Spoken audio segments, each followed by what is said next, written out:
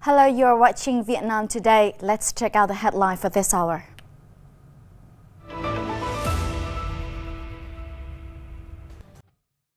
Vietnam-Australia to lift relations to a new level. The Australian Prime Minister savour Vietnam street food. Giant lotus leaves carrying people at Dong Thap Pagoda. Prime Minister Phạm Minh Chính and his Australian counterpart Anthony Albanese agree to elevate their country's relation to a new level in the future during their talks in Hanoi on June 4th. Prime Minister Phạm Minh Chính thanks Australia for consistently supporting Vietnam's national construction and development, emphasizing that Vietnam always attaches importance to and wishes to enhance the friendship and cooperation with Australia. Prime Minister Anthony Albanese noted his country treasures the strategic partnership with Vietnam and views Vietnam as a center during the building of its strategy on relations with Southeast Asia. The host leader pressed optimal conditions for Australian enterprises to invest in Vietnam in many fields. He asked Australia to facilitate Vietnamese investment in mining, agriculture, e-commerce, aviation and tourism, as well as open its door further to Vietnamese exports. Prime Minister Albanese affirmed that Australia hopes to continue expanding security and defense ties and will maintain cooperation in ODA. He agreed to bolster bilateral investment, increase scholarships for Vietnamese students, reconsider the 1995 Air Services Agreement to increase the number of flights between the two countries, and actively implement cooperation in new areas such as digital economy and digital transformation.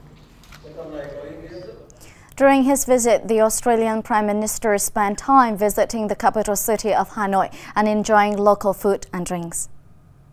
He tried the world-famous Vietnamese sandwich bánh mì and drank beer hơi, a locally brewed beer often used by Hanoians on hot summer days. Bánh mì is ranked 7th among the best sweet food in the world by Taste Atlas. The Prime Minister commended the Vietnamese cuisine with diverse and unique dishes and expressed his delight at the sentiments and hospitality of local people. In addition to bánh mì and beer hơi, Prime Minister Albanese also enjoyed boiled peanuts, grilled chopped fish, grilled pork, and fried soya mix with fresh onions leaf. A forum of overseas Vietnamese women, the first of its kind, took place in Budapest, Hungary on June 3rd, gathering nearly 250 delegates from 21 countries. With its theme revolving around the preservation of Vietnamese values and international integration in the fourth industrial revolution era, the Vietnamese Women's Forum in Europe was an initiative of the Association of Vietnamese Women in Hungary. During its course, nearly 20 papers were presented spotlighting the role of women in spreading the traditional value, mastering science and technology, connecting generations within their families, doing business and charity works, and protecting the home country's sea and island sovereignty.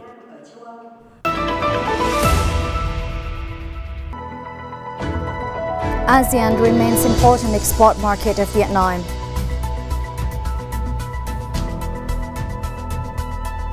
Da Nang skies lit up as firework festival kicks off.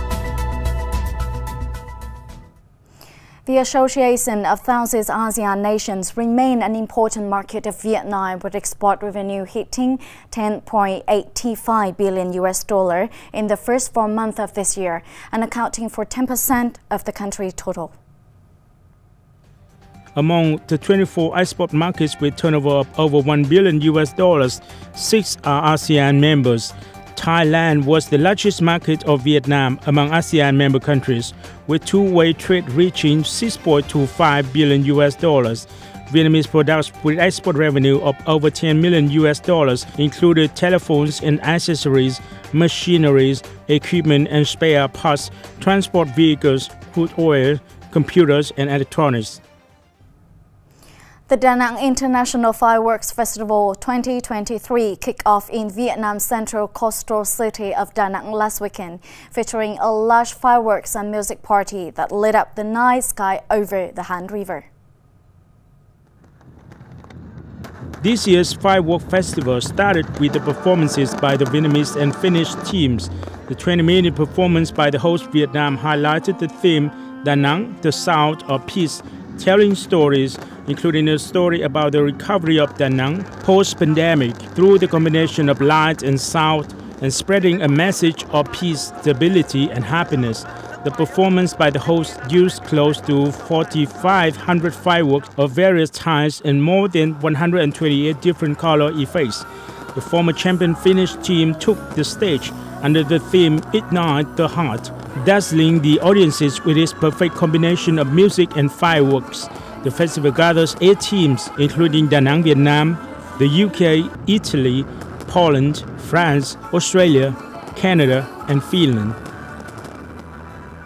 Situated in the Mekong Delta province of Đồng Tháp, Lotus Leaf Pagoda can be considered as a unique destination in the nation where visitors heading to the site get a glimpse of giant lotus leaves.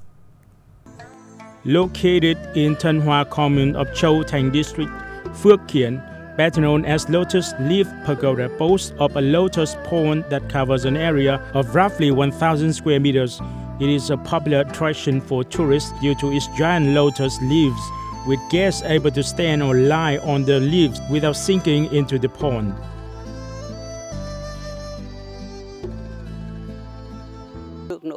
This summer, the weather is too hot, so the size of the lotus leaves is only 1 meter.